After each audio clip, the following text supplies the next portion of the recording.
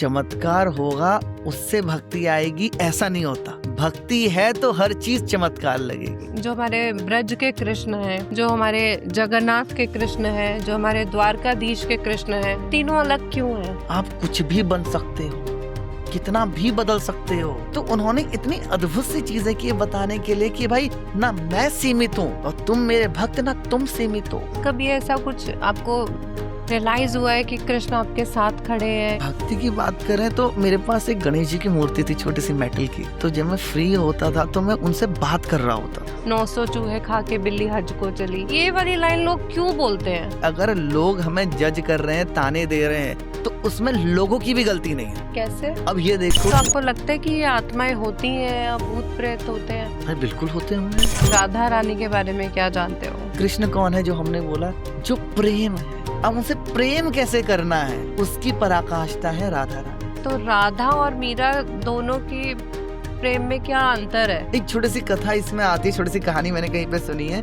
कि जब श्री कृष्ण जा रहे थे तो उन्होंने क्या किया, अपनी जो बांसुरी है वो राधा रानी को दे दी और कहा कि देखो मैं जा रहा हूँ, पर जब भी तुम्हें मेरी याद आए तब ये बांसुरी बजा देना, मैं उसी क्षण तुम्हारे सामने आ जाऊंगा। तब राधा रानी ने कहा तब तो ये बांसुरी कभी बजेगी ही नहीं, क्योंकि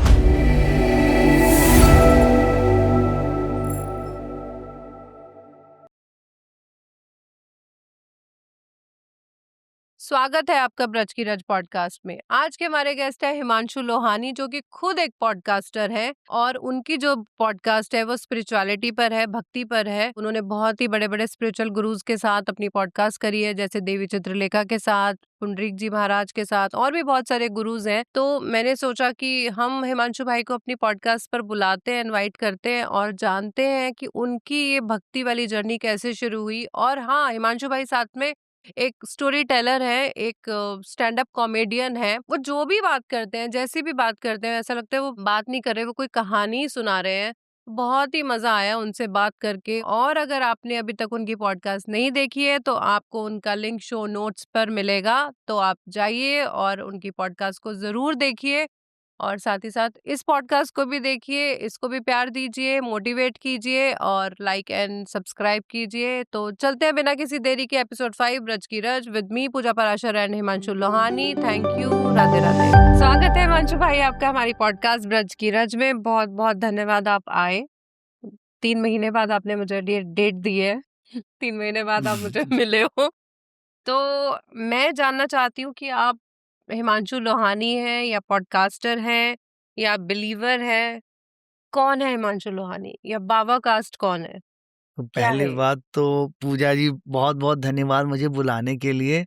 और एक तो ऐसा हुआ कि जिस टाइम पे आपने कहा कि पॉडकास्ट के लिए आओ, और मैं बिल्कुल चाहता था, आपका पॉडकास्ट वैसे ही भक्ति वाला है और ऊपर से हमारी जब पहली बार बात हुई थी तो भी कृष्ण प्रेम के ऊपर हुई थी, तो मैं ऑलरेडी बड़ा इंक्लाइन था कि मुझे आना है। मुझे भी। बट इसी बीच शादी भी होनी थी।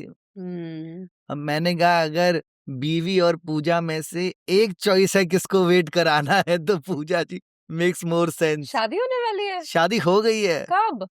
मेरी थी 27th ऑफ अप्रैल को एंगेजमेंट, 29th ऑफ अप्रैल को शादी थी। फिर honeymoon and all. Thank you so much. तो अब उस चक्कर में मैंने कहा कि पहले ये निपटा लेते हैं, उसके बाद आएंगे पॉडकास्ट ओके, में। अच्छा। हाँ तो आपने तो अभी तक बताया ही नहीं, लव मैरिज है अरेंज मैरिज है, आप सुनते आ रहे हैं हमारी कहानियां। अरे ठीक है, मैंने कहा मेरी बारी आएगी। चलो।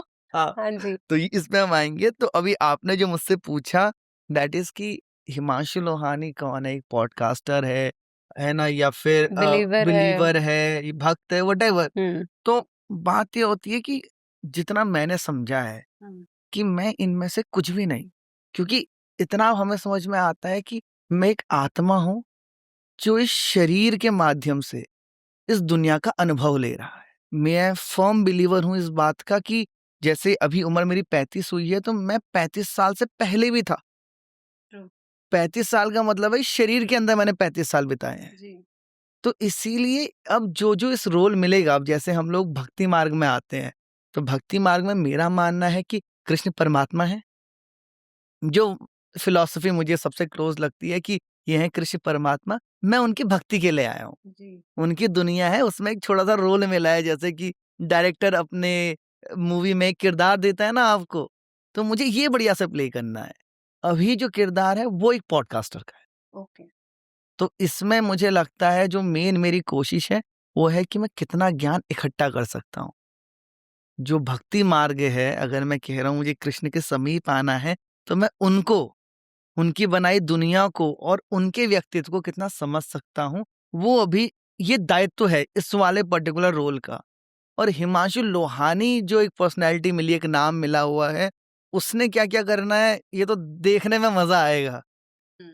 क्योंकि जो भी मैं देखता हूँ या जो भी मैं सोचता हूँ वो होता नहीं, और जो होता है वो मैंने सोचा नहीं होता।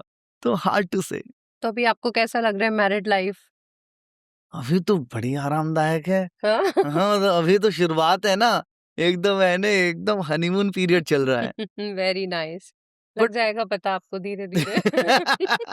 जब ये लोग शादीशुदा लोग हैं जिनके 5-6 साल के या 10 साल के अनुभव, आपका शायद कितना 8 8 साल का साल का। अनुभव, तो जिनका इतना अनुभव हो गया है वो इस टाइप की जब बातें करते हैं तब थोड़ा-थोड़ा गुलुगुलु होता है मन में कि ऐसा कौन-सा सत्य है जो मैं नहीं जानता। ओके, सत्य यही है कि आपकी बॉन्डिंग और स्ट्रांग हो जाती है हस्बैंड वाइफ की। आपको प्यार हो जाता है, अपना अटैचमेंट हो जाती है अपने पार्टनर से, और आप बिना कहे आप समझने लग जाते हो। आप 2 घंटे की मुलाकात में तो गुडी-गुडी बन जाओगे, कॉफ़ी पियाओगे, डेट पॉपकॉर्न खा लिया, मूवी देख ली, घर आ गए। और जो 24/7 रहना होता है पार्टनर के साथ, होता है कुछ दोनों में कमियाँ होती हैं, लेकिन वो हुँ, आप जब प्यार होता है तो वो आप सब एडजस्ट कर लेते हो, कॉम्प्रोमाइज़ हो जाता है और लाइफ बहुत खूबसूरत और बहुत स्मूथ जाती है। ये अच्छा लगा मुझे आंसर। ये तो हाँ, फालतू की ऐसे लोगों को दिखाने के लिए, हो बीवी से मैं तंग हूँ, हो मैं पति से तंग हूँ, नहीं होता है ऐसा। जेन्युइनली बहुत प्यार होता है, बहुत अच्छी बॉन्डिंग होती है और एक दूसरे का सपोर्ट दोनों करते हैं। बहुत अच्छी लाइफ होती है married life. 100% I believe you. और एक धीरे-धीरे। ये भी होता है ना कि आपका किरदार भी निखर के आता है। जी, बिल्कुल। जैसे एक पति या पत्नी आपके जीवन का बहुत ही इम्पोर्टेंट हिस्सा होता है, हुँ, क्योंकि उसी के सामने आप सबसे वल्नरेबल हो। जी। तो वही आपको आपकी गलतियों का एहसास भी करा हुँ, सकता है, और जो आपके अंदर बढ़िया क्वालिटी है, हुँ, उसका एहसास भी वही इंसान कराएगा, क्योंकि हम अपने साथ रोज़ जी रहे हैं। बिल्कुल। अगर मैं किसी चीज़ में अच्छा हूँ, तो मैं तो खुद को देखता आ रहा हूँ ना, वो चीज़ नोटिस नहीं होती है। राइट। लेकिन वो पार्टनर होता है, "अरे यार, ये करो ना, कितना अच्छा करते हो तुम ये।" है ना? तुम मुस्कुराते हो, कितना अच्छा लगता है, बहुत अच्छा तुम लगता बात है। करते हो, कितना अच्छा लगता है। तो हाँ। ऐसे-ऐसे करके वो जो आपकी क्वालिटीज़ अच्छी आपको गिनाता है, और फिर कभी-कभी बुरी गिनाता है जिस पे वर्क करना है, तो आपकी ज़िंदगी का अगला हिस्सा वही है। एक जो पूरा एक कर्व है ना हमारी ग्रोथ का, तो उसमें बड़ा इम्पोर्टेंट किरदार होता है बहुत। पार्टनर। बिल्कुल, बिल्कुल, बिल्कुल। और फिर एग्री। आत्मा के हिसाब से देखें तो एक और रोल एक और रोल है। है ना, कि हाँ, आपने ये वाला कैरेक्टर अच्छे से निभा लिया पत्नी का उस बैचलर्स का, ये तो पति। अब ये देखो। True, true. मैं तो विपिन को बोलती रहती हूँ, तुम ही माता, तुम ही पिता, तुम ही बंधु, तुम ही सखा। हाँ, क्या बात हाँ, है! सब कुछ ही मतलब पति में मिल जाता है या पति को पत्नी में मिल जाता है। ये तो मज़ाक की बात हो गई कि हम बहुत दुखी हैं शादी करके, नहीं होते दुखी। लेकिन मे बी शायद दुखी भी होंगे, क्योंकि जब आप बहुत। बहुत क्लोज होते हो ना, तो एक बड़ी प्यारी बात आई थिंक किसी दोस्त ने मुझसे कही थी, आई थिंक मेरे साले साहब ने ये मुझसे बात कही। तो उन्होंने बोला कि अगर आपको किसी की अच्छाइयाँ ही अच्छाइयाँ दिख रही हैं, तो आप क्लोज नहीं हो। हुँ। क्लोज होने का मतलब है कि अब आपको कमियाँ भी दिखेंगी, फ्रिक्शन भी दिखेगा, पर लड़ाइयाँ भी पर होंगी। End of the day Himanshu भाई, आप उसको बात करोगे और उसका सॉल्यूशन निकालोगे और अपनी लाइफ को स्मूथ करोगे और मूव ऑन करोगे। आप अलग नहीं हो जाओगे, आप डिवोर्स नहीं ले लोगे। अब बर्तन है तो बजेंगे ही ना, तो आप थोड़ा-सा सेटल हो जाओगे आप, ऐसा नहीं है। बिल्कुल। फ्रिक्शंस होते हैं। अब विपिन की आदत है जूते लेके अंदर आ जाना, मुझे जूते लेके बाहर जाओ। ये थोड़ी-सी रहती है अनबन, पर ये कोई अनबन नहीं है। ये ये प्रेम का पार्ट है ना, ये कि सेटलमेंट हो वो जाती है। कितनी अच्छी बात है कि प्रेम क्या है कि आप किसी चीज़ को पास से देख रहे हो ना। हुँ, जैसे कि जब हम लोग, या आप भी कह, जैसे आपने मुझे बताया कि कुछ सालों पहले आपके अंदर भी स्पिरिचुअलिटी आई है। मैं भी हमेशा से भक्त नहीं रहा हूँ, कुछ समय पहले आई है। जी। जब नहीं थी हम तब भी मंदिर जाते थे, राइट, है ना? बिल्कुल। मंदिर तो गए कि माँ-बाप सब लेके जा रहे तो मंदिर गए। अब क्या है, हमने भगवान की मूर्ति देखी, अच्छा बैठे हैं, फूल चढ़ा रखे हैं, माला चढ़ा रखी है, देखा, आ गए। हाँ, अब जब से प्रेम हुआ तो हम रुकते हैं वहाँ पे, सही में। है ना, कि अलग ही कुछ होता है। उनके होंठ कैसे हैं, स्माइल कर रहे हैं या नहीं कर रहे, मुकुट कैसा पहना है, आज श्रृंगार कैसे किया हुआ है, उनको भोग क्या लग रहा है, क्या आप बात थोड़ी देर रुक के देखते हो। बिल्कुल। तो प्रेम क्या है कि आप चीजों को क्लोजली देखने लग जाते हो। जब वाह! क्लोजली देखते हो तो उसकी खूबसूरती भी दिखती है, उसके फ्लॉ भी दिखते हैं। बहुत बट ये सही है। दोनों ही उस प्रेम का पार्ट है। अगर वो नहीं दिख रहा है तो अभी आप उस गहराई में नहीं पहुंचे हो प्रेम की। आप मंदिर गए हो, 5 सेकंड दर्शन किए हैं, आप मुड़ गए हो। मुड़ गए हो। बहुत सही लगता है। Thank you. तो आपका ये स्पिरिचुअल जर्नी कैसे शुरू हुआ? कैसे आप भक्ति में आए? मंदिर तो वही है, सब जा रहे हैं मंदिर। आपको कब लगा कि मुझे रुकना है, मुझे देखना है, मुझे समझना है, कौन है कृष्ण? क्या है कृष्ण? आपकी नज़र में आपको कब लगा कि मुझे समझना है, मुझे जानना है? Good question. आई थिंक काफी गहरा क्वेश्चन है। इसको हम 2 पार्ट में डिवाइड बिल्कुल। करते हैं। एक तो कि भक्ति कब आई, हुँ, है ना? फिर भक्ति में कृष्ण कब आए। कृष्ण कब आए? राइट। तो पहले भक्ति की बात करें तो मुझे जो ओल्डेस्ट मेमोरी आती है, क्योंकि हमारा घर थोड़ा, हमारे मम्मी पापा सब लोग काफी भक्ति मार्ग वाले हैं, रोज पूजा पाठ करते हैं। घर में जब टेप आया तो टेप की सारी कैसेट्स भक्ति वाली थी, तो वही गाने सुने। तो भक्ति बचपन से थी। मुझे याद है 5वीं में मैं अपना गांव छोड़ के हॉस्टल में आया। हल्द्वानी एक छोटा सा शहर है, अच्छा, अब तो बड़ा हो गया है। तो बहुत हल्द्वानी हाँ, एक शहर है, उसमें सेंट पॉल स्कूल था। तो वहां मैं हॉस्टल में चला गया, क्योंकि परिवार गांव में रहता है, मेरे को अब हॉस्टल में डाल दिया है। 5वीं में हूं मैं। तो वहां पे मुझे कुछ कुछ याद है शुरुआत में, कि सबसे बात नहीं हो पा रही है। मैं गांव से आया हूँ, सब शहर वाले हैं, एकदम बॉन्डिंग नहीं हो पाती है। तो मेरे पास एक गणेश जी की मूर्ति थी, छोटी सी मेटल की। अच्छा, तो जब मैं फ्री होता था तो मैं उनसे बात कर रहा होता था। अच्छा, 5th स्टैंडर्ड में थे तब से? हाँ, 5th स्टैंडर्ड में, तब से नहीं हुँ। तब तक सॉर्ट ऑफ, हाँ, हाँ, हाँ, हाँ। कि ऐसे बात कर रहा हूँ मैं। सुबह उनको बैठा के उनकी आरती भी कर रहा हूँ, खुद भी टीका लगा रहा हूँ। 1-2 लोग जो हाथ जोड़ने आ गए, उनको भी टीका लगा रहा हूँ। लेकिन फिर धीरे-धीरे क्या हुआ कि अब हॉस्टल की लाइफ है, अब हम शहर आ गए हैं, और आजू-बाजू जैसा होता है ना, कि वही होता है, संगत से गुण आइए, संगत से गुण जाए। तो वहां पे तो कोई भक्ति नहीं कर रहा। अब धीरे धीरे मुझे भी फील होने लगा कि तो अनुकूल चीज है। हुँ। फिर धीरे धीरे धीरे धीरे कर कर एक भगवान से विश्वास उठ सा नहीं जाता है, हुँ। कि अरे इन सब चीजों में क्या रखा हुआ है। तो हम भी मस्ती मजे में लग गए, यही चलता रहा। स्कूल खत्म हुआ, कॉलेज खत्म हुआ, मम्मी पापा लोगों के साथ ये 3 धामों की यात्रा हो गई थी, अभी बद्रीनाथ बचे हुए हैं। तो ये सब हो रहा था, मैं जा रहा था, बट भक्ति खत्म हो गई थी। फिर एक दिन मैं आई थिंक 2022 के आसपास का टाइम था, 2021-22 का टाइम चल रहा था। उस टाइम पे मैं स्टैंड अप कॉमेडी परस्यू कर रहा था, तो हम इंडिया का टूर कर रहे थे। अच्छा। तो शायद अहमदाबाद से मैं ट्रेन से आ रहा था दिल्ली, पहुंचा दिल्ली, और दिल्ली रेलवे स्टेशन में मैं जब बाहर निकल रहा हूँ, तो इस्कॉन की कुछ लोग किताबें नहीं बेचते, हाँ, भगवत गीता दे रहे होते हैं। भगवत गीता, तो उन्होंने मुझे भगवत गीता दी। अच्छा। ठीक है, अब ऐसे कुछ मन किया उन दिनों, की ट्रैवल कर रहे हैं कि कुछ पढ़ने के लिए तो चाहिए ही। मैंने भगवत गीता ले ली। हुँ, अब ले ली, फिर घर में रख दी। हुँ, लंबे टाइम तक वो वहीं रही।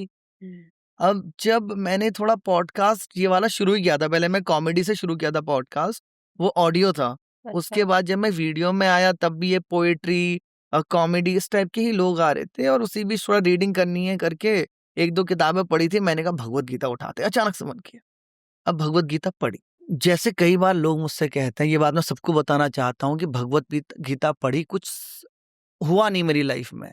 नहीं होता, क्योंकि पढ़ना और समझना बहुत अलग चीज है। जी। तो मैंने एक बार भगवत गीता पढ़ ली, तो थोड़ा ये हुआ कि कृष्ण जी ने कुछ लिखा है, ये मैंने पढ़ा। पढ़ लिया। उसके बाद एक गाना, थोड़ा फिर भक्ति वाले गाने सुनने लग गया था।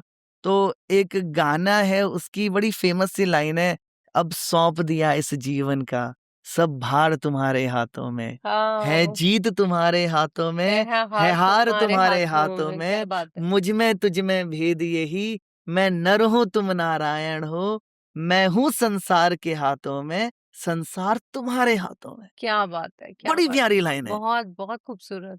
और अब क्या हुआ, ये मैं गुनगुनाने लगा था। अच्छा। अब एक दिन एक पॉडकास्ट हो रहा है, एक लवली शर्मा नाम की, बहुत अच्छी, मतलब she would say spoken word artist, बातें बहुत अच्छी करती हैं, बहुत गहराई से करती हैं। तो उनके साथ पॉडकास्ट चल रहा था।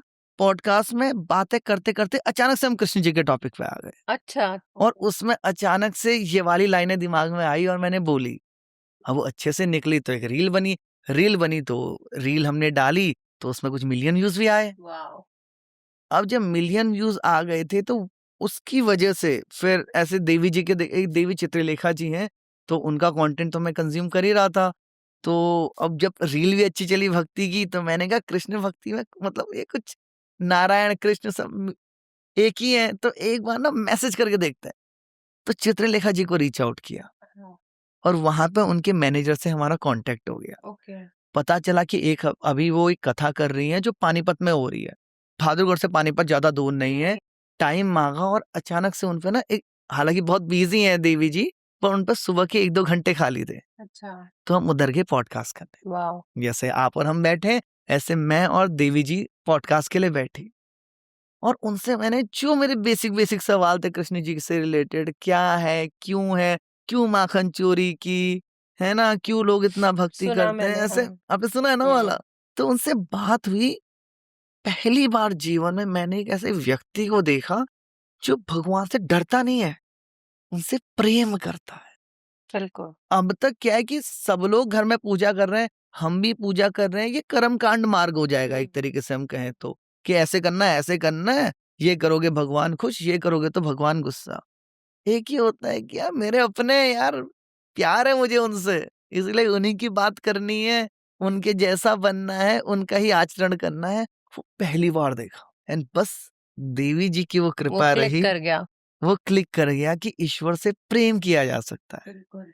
और फिर वो प्रेम को ही समझते समझते और संतों का साथ मिला, और जैसे हम कह रहे थे संगत से गुण आइए संगत से गुण जाए, तो जो संतों का संग मिला, कृष्ण भक्त मिले, तो धीरे धीरे भक्ति और गहरी होती चली गई। जी। तो यही आपने जो 2 चीजें मुझसे पूछी थी कि भक्ति कहाँ से आई और कृष्ण प्रेम कहाँ से आया, ये दोनों चीजें उस तरीके से हुई हैं। तो ये जब ये स्टार्ट हुआ कि कृष्ण कहाँ से आए, भक्ति कहाँ से, उसके बाद कभी ऐसा कुछ आपको रियलाइज हुआ है कि कृष्ण आपके साथ खड़े हैं या साथ बैठे हैं, आप किसी काम में स्टक हो और कृष्ण ने आपका हाथ पकड़ा और ये ठीक कर दिया, ऐसी कुछ हुआ आपके साथ, कोई लीला हुई है ऐसी? देखो, मेरे को ये बहुत प्यारा सवाल है आपका।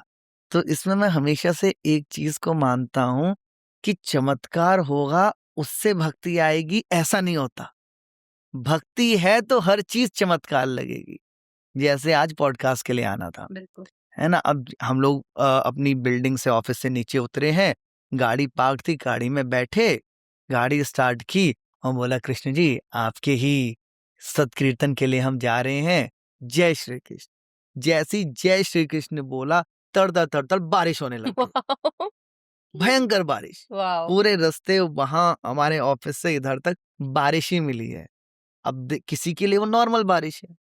मेरे लिए कि उन्होंने आप बोला तो फिर तथास्तु। मथुरा से गोकुल आए हो बारिश में। हाँ, एक तरीके से। तो एक ये हो गया कि उनका आशीर्वाद है। उनका आशीर्वाद तो ये है। देखने का तरीका बदल जाता है। अब जैसे मैं एक बार बांके बिहारी गया था, तो अभी सब देखने का परसेप्शन है। अब क्या हुआ कि बांके बिहारी के दर्शन करने गया हूँ, मैंने कहा कुछ तो ले जाएँगे हम अपने आराध्य के लिए। तो दुकान से पेड़े ले लिए। अब पेड़े लेके मैं अंदर घुसा, अब आपको तो पता ही है कि कितनी भीड़ है वहाँ पे। बहुत। तो धक्का-मुक्की में जैसे-तैसे अंदर घुसे और अंदर एक जीना आता है। इसके ऊपर से ही आपको दर्शन होते हैं, नीचे को आप पहुँच गए फिर कुछ नहीं दिखता। और उधर से सब लोग, अब किसी की गलती भी नहीं है, लेकिन सब लोग धक्का-मुक्की आपको बाहर भी निकालना चाह रहे हैं जल्दी से जल्दी, क्योंकि बाकी भक्तजन भी देख सकें, तो धक्का-मुक्की में बाहर हो गए। मौका नहीं मिला उन पेड़ों को भगवान कृष्ण को समर्पित करने का। जी। अब आगे बाहर तो आगे बाहर, हाथ में डब्बा है पेड़ों का, अब हम चल दिए बाहर की तरफ।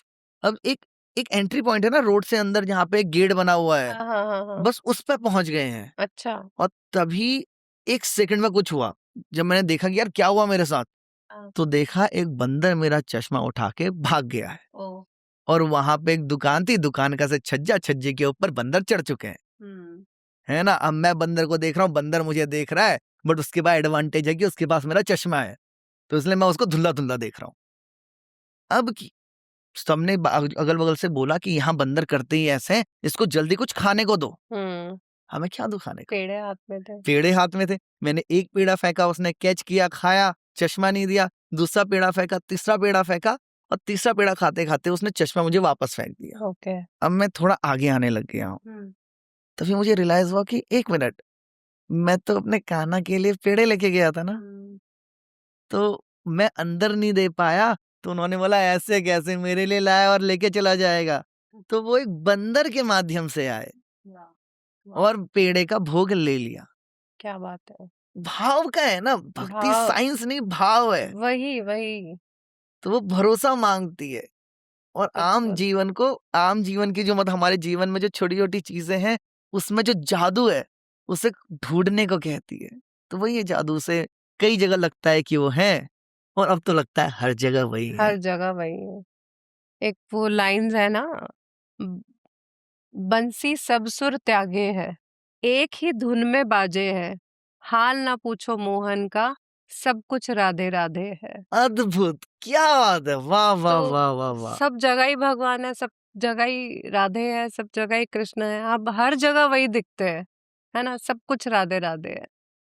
तो हाँ, पहले हम सिर्फ बचपन में मूर्ति में ढूंढ लेते हैं, हार पहनाए, दिया जलाया, थैंक यू कराए, आ गए। अभी हर जगह दिखते हैं, इनमें दिखते हैं, आप में दिख रहे हैं, टेबल लैंप में, हर जगह दिखते हैं। सब कुछ राधे राधे है।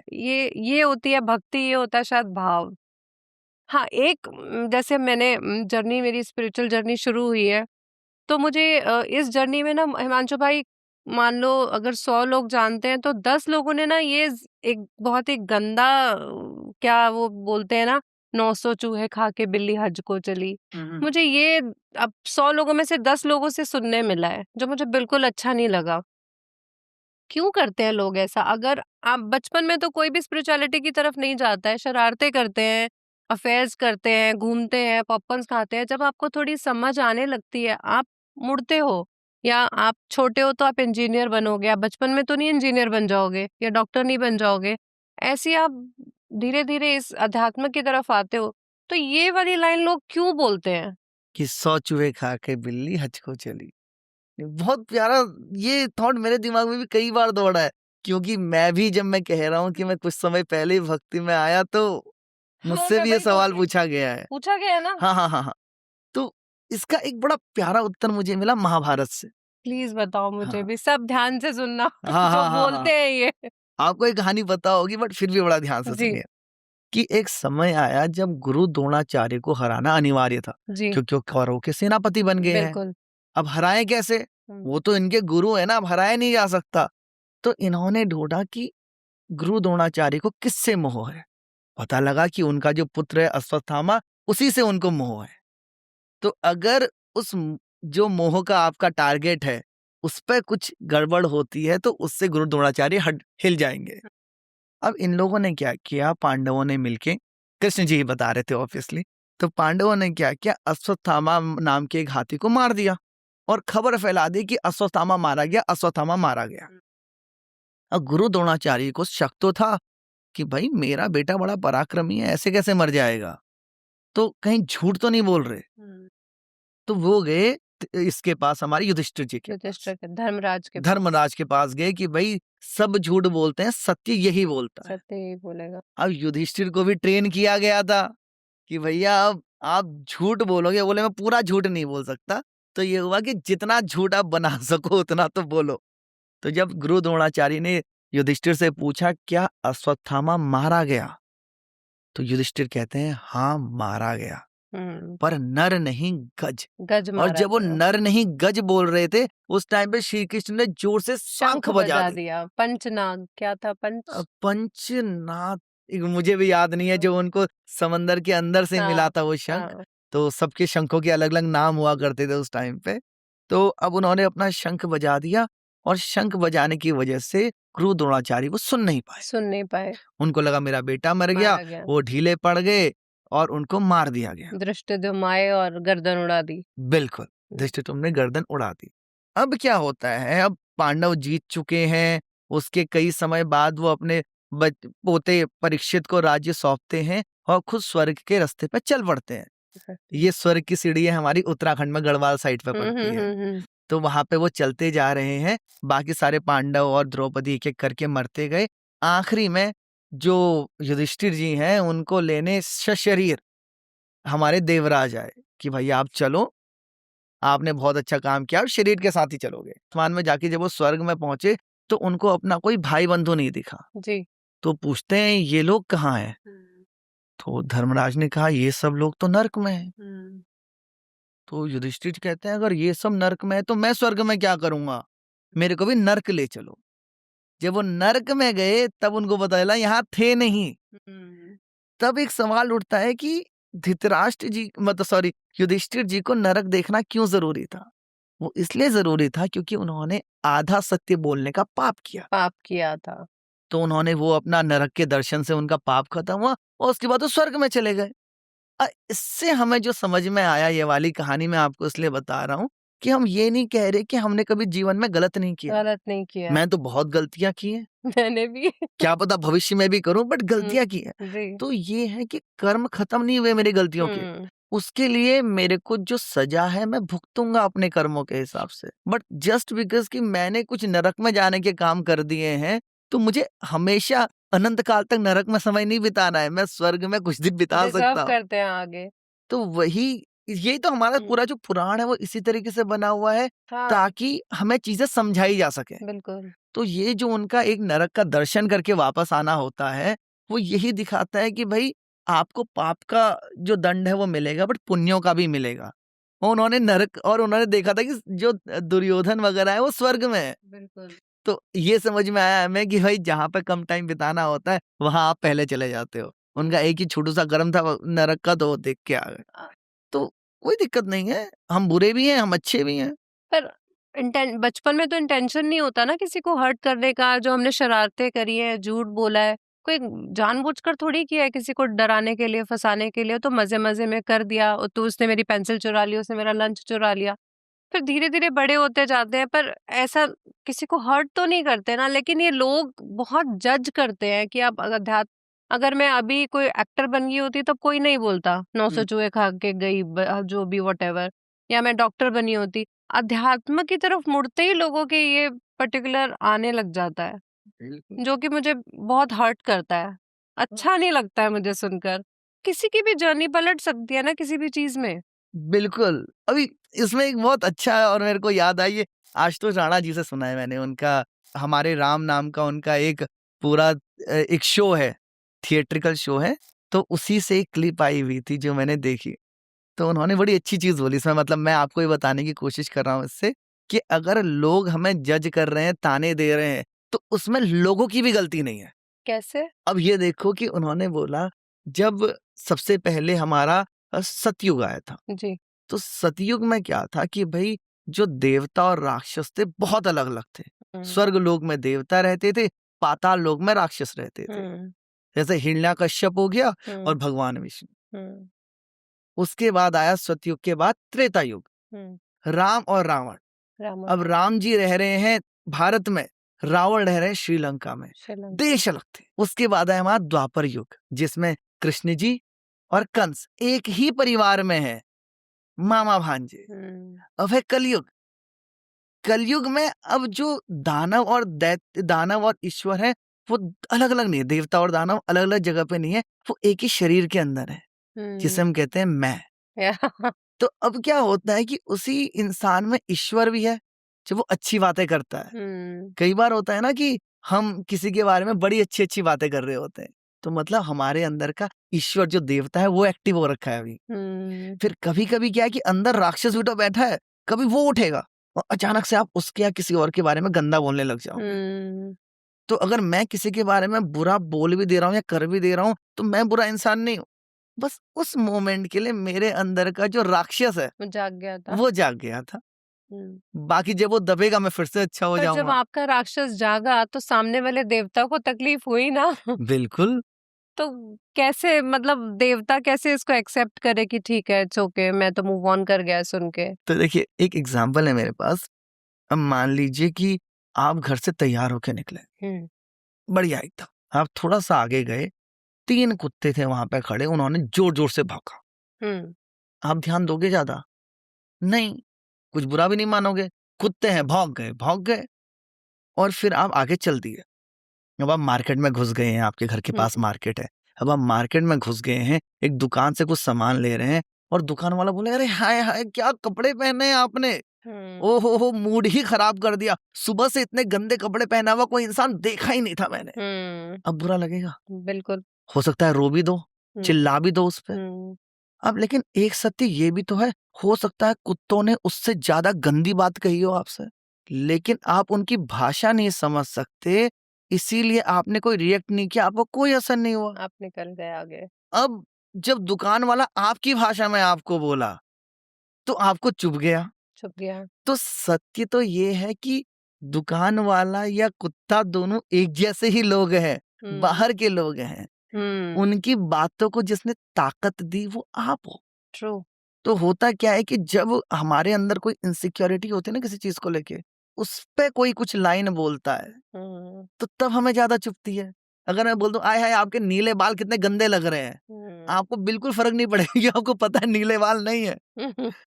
लेकिन अगर मैं कुछ आपकी पर्सनैलिटी के बारे में बोल दूं तो कहीं ना कहीं वो ट्रिगर करता है, क्योंकि हम उतने सिक्योर नहीं है। नहीं।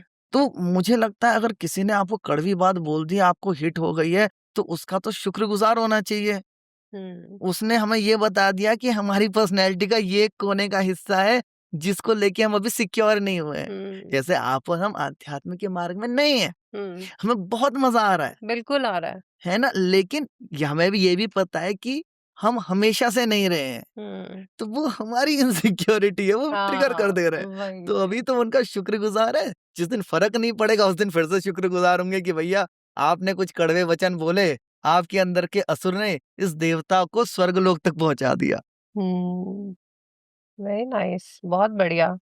Thank you. अमल करूंगी मैं इस बात पे। मैं खुद भी दूसरे को एडवाइस देना दुनिया का सबसे आसान काम है। राइट। जब तुम्हारे ऊपर वो सिचुएशन आती है तो वो थॉट सबसे पहले बाहर निकल जाते हैं। हालांकि मैं इतना बॉदर करती नहीं हूँ, मैंने अपने पापा से सीखा है। मेरे हम्म, पापा हमेशा बोलते थे कि हमें लगता था वो बहुत गुस्से में रहते हैं, बहुत ऐसा ऑरा है उनका, डॉक्टर थे वो। तो मैं उनसे पूछ कितना गुस्सा आता है आपको, कितना गुस्सा आता है, डर लगता है आपसे बात करने में? तो वो बोलते थे गुस्से की कोई मजाल नहीं जो मुझे आ जाए, मैं चाहता हूँ वो तब आता है, मतलब मैं प्रिटेंड करता हूँ मुझे गुस्सा कभी नहीं आता। वो ऐसे बोलते थे। क्या तो बात है। उनकी वो बात मैंने अपने अंदर डाल ली कि मुझे गुस्सा नहीं आता है, गुस्से की मजाल ही नहीं कि मुझे आ जाए। मैं अब बेटी है तो उसको दिखाना पड़ता है कि हाँ मुझे गुस्सा आ रहा है, आप ये नहीं करोगे, पर मुझे गुस्सा नहीं आ रहा होता, बैक ऑफ द माइंड में हंस रही होती हूँ, मुझे गुस्सा बिल्कुल नहीं आता है। तो मुझे नहीं बुरा लगता, लेकिन जब मुझे लगता है ना कि मैं जब 17-18 की थी तब फादर की डेथ हो गई, फिर सिस्टर की शादी हो गई, मैं और मम्मी अकेले रहते थे। तब मुझे ऐसा लगता था कि कोई मेरे कैरेक्टर पे उंगली ना उठाए। हालाँकि मैं बहुत ही दुष्ट थी। दुष्ट मतलब क्या बोलते हैं, बबली, अ, उसको परेशान कर देना, इसको थप्पड़ मार देना, मुक्का मार देना, और दोस्ती मेरी लड़कों से रहती थी, टॉम बॉय में, जैसे मैंने आपको बताया। तो वो बचपन में लोग बोल देते थे कुछ कि ओहो! बिगड़ गई है लड़की, ऐसे, तो वो ना मेरे अंदर बैठ गई बात। तो ये मेरे लिए ना बहुत सेंसिटिव हो जाता है ये सुनना। आप, मुझे नहीं पता आप किस वे में बोल रहे हो, 900 चूहे खा के बिल्ली हज को चली। मुझे नहीं पता आपके दिमाग में क्या चल रहा है मेरे लिए। तो मेरा जो दिमाग जाता है ना, मेरा उधर ही उस तरफ जाता है कि मेरे कैरेक्टर पे उँगली उठाई जा रही है। तो वो मुझे ट्रिगर करता है। गुस्सा मुझे तब भी नहीं आता, बस वो मुझे हर्ट करता है कहीं न कहीं। वो खराब लगता है मुझे। तो मे बी वहां पे हमारी कहीं ना कहीं इनसिक्योरिटी छिपी हुई है। और इनसिक्योर एक साइकोलॉजी जितनी मेरे को अब तक समझ में आई है, जो लोग थोड़ा ट्रॉमा से गुजर रहे हैं उनसे बात करके समझ में आया है कि इनसिक्योर फील करने के लिए ऐसा नहीं कि आपने कुछ गलत किया है, या जैसे अगर आपको अपने कैरेक्टर को लेके कुछ कुछ बोलता है, बुरा लगता है, तो ये नहीं कि आप कैरेक्टरलेस रहे हो या आपका कैरेक्टर ऐसे फ्रेजाइल रहा है, नहीं। ये जस्ट कि कभी पहले भी कुछ लोग जिनकी आप इज्जत करते थे, जिनको मानते थे, उन्होंने भी इस टाइप का कुछ बोला आपको जो दिल पे हर्ट कर गया। तो होता क्या है कि जब कोई रैंडम आदमी बोल रहा है तो उसकी बात ही हर्ट नहीं कर रही है, उसकी बात जो पहले जिन लोगों को हम मानते थे उनकी बात के राइट, साथ टकरा जाती है राइट। और वो इकट्ठे अटैक करता है। Right, right. पर फिर मैंने थोड़ा पढ़ा, फिर थोड़ा अपने आप को ठीक किया, फिर मैंने सोचा जब भगवान श्री कृष्ण को ही नहीं छोड़ते, रास लीलाएँ करते हैं, इतनी हज़ार पत्नियाँ रखी हैं, उन्हीं को ही कैरेक्टर नहीं उनका छोड़ते, तो हम तो चीज़ ही क्या है। फिर मैं शांत हो जाती हूँ, फिर मैं हाँ, मूव ऑन कर जाती हूँ। तो ये बहुत है। बढ़िया। ये आराधना का सबसे one of the best benefit है, वही। क्योंकि आपके पास एक इतना बड़ा चरित्र है बहुत बड़ा। जिससे आप अपने को कंपेयर कर सकते हो। जब वरना आप सोचो ना कि जब हम कह रहे हैं कि कृष्ण हमारे परमात्मा है ना? अब एक परमात्मा ने मक्खन कहाँ पे खाया, चोरी कहाँ पे की, रासलीला कहाँ पे की, कहाँ दौड़ते थे, कहाँ पे वो जंगल में गाय चराने जाते थे, कहाँ पे कंस को मारा, ये सब जानना क्यों ज़रूरी है? एक-एक जगह मार्क करना क्यों ज़रूरी है? वो इसलिए ताकि हम उनके जीवन को अच्छे से समझ सकें। उससे कृष्ण प्रेम बढ़ेगा एक तो, क्योंकि हमें लगेगा हम तो और अच्छे से जानते हैं, और दूसरा हमारे पास हमेशा पर्सपेक्टिव होता है कि अगर मुझे ऐसी प्रॉब्लम हुई है, तो मेरी जगह पे जब कृष्ण थे उनको क्या प्रॉब्लम हुई? जैसे आपने बोला कि यार मेरे पे उँगली उठा रहे हैं, ये तो वो लोग हैं जिन्होंने कृष्ण को नहीं छोड़ा। ये आपके आराध्य के बारे में जितना जानते हो, उसका उतना फ़ायदा होता है। अब ज़रूरी नहीं है उन्होंने वहाँ पे माखन खाया हो। हाँ। लेकिन हमारा उनसे रिश्ता और तगड़ा हो जाता है जब हम जानते हैं कि अरे! यहाँ हुँ। पे वो इस तरह से थे। अच्छा हिमांशु भाई, मुझे एक बात और बताओ, जैसे हम फेथ करते हैं, भगवान में बिलीव करते हैं, तो क्या आप नेगेटिव एनर्जीज में भी बिलीव करते हो? अगर भगवान को मानते हो तो आपको लगता है कि ये आत्माएं होती हैं या भूत प्रेत होते हैं? अरे बिल्कुल होते होंगे। होते होंगे नहीं फिर चलो आप। बिल्कुल होते हैं मान लिया। अच्छा। हाँ, हाँ, होते हैं। बिल्कुल कभी होता है। आपको ऐसा फील हुआ है? बहुत प्रोमिनेंट नहीं, बट पहले तो क्यों होते हैं बताता हूँ, फिर मैं थोड़ा बहुत जो भी महसूस हुआ है, वो आपको बताता हूँ। देखो क्यों होते हैं मैं मानता हूँ, क्योंकि ये तो बड़ा वो हो जाएगा ना, बड़ा गुरूर वाली बात हो जाएगी कि इस दुनिया में रहने का हक सिर्फ़ इंसानों को है। हम्म। ये तो मेरा गुरूर कह रहा है ना एक तरीके से। हम्म। ये है कि ये इतनी बड़ी दुनिया है, जहाँ बहुत लोग रह रहे हैं, बहुत टाइप के रह रहे हैं, उसमें से एक जगह मैंने भी ऑक्यूपाई की है। तो कोई नेगेटिव है तो है ना, कोई अगर भूत पिचास सारी नेगेटिविटी भी है, जब तक मैं उनको नहीं छेड़ रहा हूँ, वो क्यों छेड़ेंगे ना? सांप भी तो तभी आपको काटता है ना जब उसको डर लगता है। बिल्कुल बिल्कुल। तो भाई मत डराओ सांप को, नहीं काटेगा, रहने दो उसको जीवन में आराम से। तो अगर, और मैंने तो सुना है, देखो जितना भूत पिचास के बारे में हम जानते हैं, हमें पता है कि जगह ऑक्यूपाई नहीं करते, अच्छा। है ना? कि भाई अब मैंने इस सोफे में जगह ऑक्यूपाई की है, 2 लोग, 1 या 2 मैक्सिमम 2 लोग यहाँ पे आके बैठ सकते हैं, चौथा नहीं बैठ पाएगा। पर भूत-पिशाच के साथ अच्छी बात ये है कि 15 बैठे हो, मैं तब भी बैठ जाऊँगा। तो आम तौर पे वो मेरी दुनिया को इफ़ेक्ट ही नहीं कर रहे हैं। तो मैं मानता हूँ कि वो हैं और बढ़िया से रह रहे हैं, रहने दो उन्हें, अच्छा है। तो ये जो बालाजी की तरफ है, लोग सर घुमाते हैं और उनके अंदर कहते हैं कुछ आ गया, वो सच होता है क्या? आई थिंक देखो साइंस इसमें अलग जा रहा है, हम्म। और हमारा जो जो हमने सुनी है कहानियाँ, वो अलग जाती है। कहते तो हमारे यहाँ कि भाई भूत आ गया। हम्म। अब मैं तो उत्तराखंड से आता हूँ, हमारे यहाँ तो देवता शरीर में आने का भी प्रावधान है। I will tell you about it. अच्छा। लेकिन अब क्या है कि हो सकता है कि भाई कोई आत्मा घर कर लेती हो, या हो सकता है साइकोलॉजिकल प्रॉब्लम होती हो। बट ये है कि अगर कोई इंसान किसी भी वजह से परेशान है तो उसका समाधान करना ज़रूरी है। अगर कोई तांत्रिक कह रहा है मेरे पास एक सॉल्यूशन है ना? तो उसका सॉल्यूशन भी आज़मा लो। अगर साइंस कह रही है मेरे पास सॉल्यूशन है, तो सॉल्यूशन वो भी आज़मा लो। क्योंकि वो कहते हैं ना कि स्वस्थ आदमी 50 चीज़ें चाहता है, बीमार आदमी सिर्फ़ एक, जो सॉल्यूशन दे दे। अब जैसे ये भी काफ़ी, जैसे हम भगवान को मानते हैं ना, उसी तरीके की ये भी ऐसी चीज़ है कि अब मानो तो है, नहीं मानो तो फिर नहीं कोई है। औचित्य नहीं है, आप ढोंग पाखंड कह सकते हो। हमारे गाँव में क्या होता है कि जैसे कुछ हमारे स्थानीय देवता होते हैं, हम्म। जैसे भोलानाथ जी हैं। हाँ। भोलानाथ जी मतलब शिव जी के एक भक्त हुए ये, हम्म। और बड़े भोले थे, तो और सबका ख्याल रखते थे तो नाथ, बहुत भोले थे तो भोले, तो भोलेनाथ। एक गोलू देवता है हमारे अच्छा, उत्तराखंड में ही? उत्तराखंड में, ओके। तो स्थानीय देवता। हम्म। तो अब क्या होता है हमारा जिन्हें वो मान, कुल देवता कहते हैं? हाँ, हाँ, हाँ, हाँ। अच्छा अच्छा। स्थानीय ओके देवता, कुल ओके देवता। ओके। तो अब क्या है कि ये लोग किसी इंसान का शरीर लेते हैं।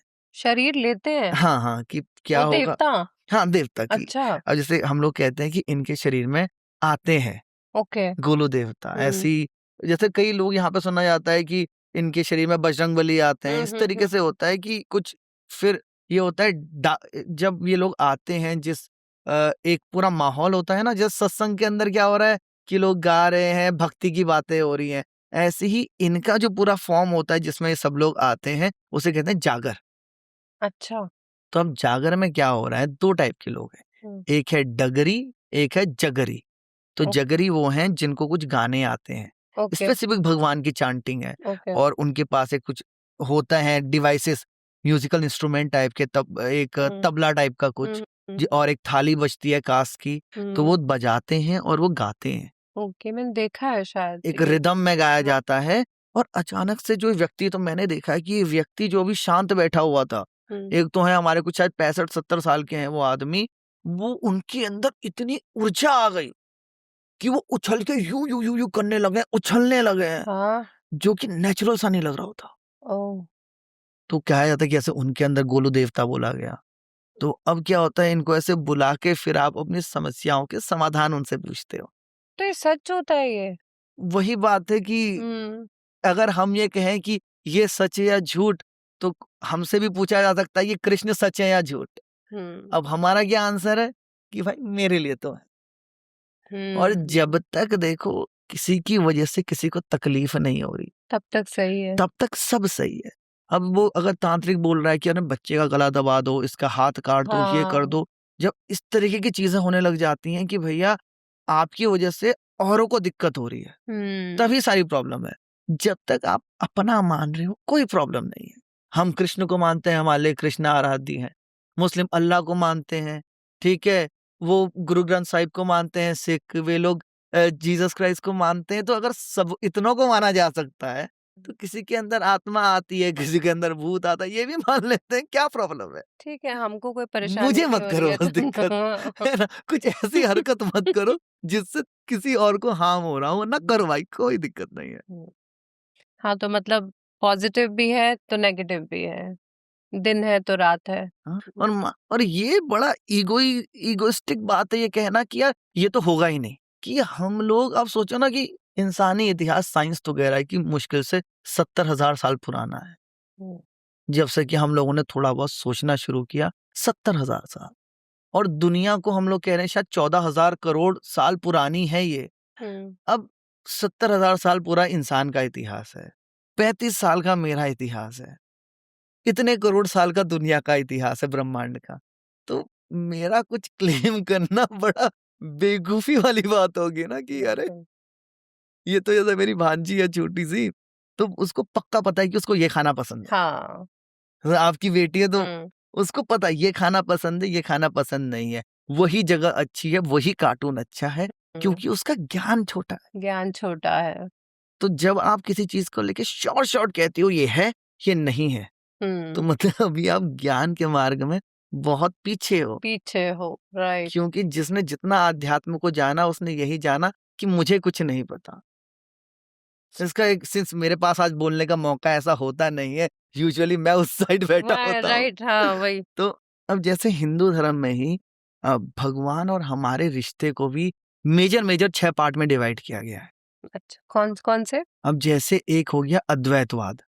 वो क्या है? अब अद्वैत क्या है, शंकराचार्य जी ने इसको प्रोपगेट किया था। अच्छा। अब उन्होंने क्या बोला कि शंकराचार्य जी ने बोल दिया कि भाई अद्वैत मतलब 2 नहीं है, कि मैं और भगवान एक ही है। ओके। कि मेरे अंदर जो आत्मा है और जो बाहर परमात्मा है, ये अलग है ही नहीं। मतलब मेरे अंदर ही कृष्ण है एक तरीके से। उन्होंने उसका बड़ा प्यारा सा एग्जाम्पल दिया। उन्होंने बोला कि एक कमरे में खाली घड़ा रखा है, अब घड़े के अंदर जो हवा है, वही हवा कमरे के अंदर भी तो भरी हुई है। कमरे की हवा और घड़े की हवा अलग नहीं है, बस इस मटके, इस घड़े की वजह से अलग दिख रही है। वैसे ही मैं और परमात्मा अलग नहीं है, बस शरीर की वजह से अलग दिख रहे हैं। मेरे अंदर जो आत्मा है वही परमात्मा है। ये हो गया अद्वैत। अब उसके बाद आए रामानुजाचार्य जी, जिन्होंने बोला विशिष्ट अद्वैत। उनका कहना था कि देखो भगवान और हम हैं, दोनों हैं, हम कनेक्टेड भी हैं, बट इस तरीके से कनेक्टेड नहीं है कि मेरे अंदर ही भगवान है। उन्होंने बोला इसको एक तरीके से समझो जैसे हमारी बॉडी है, बॉडी के अंदर सेल्स हैं।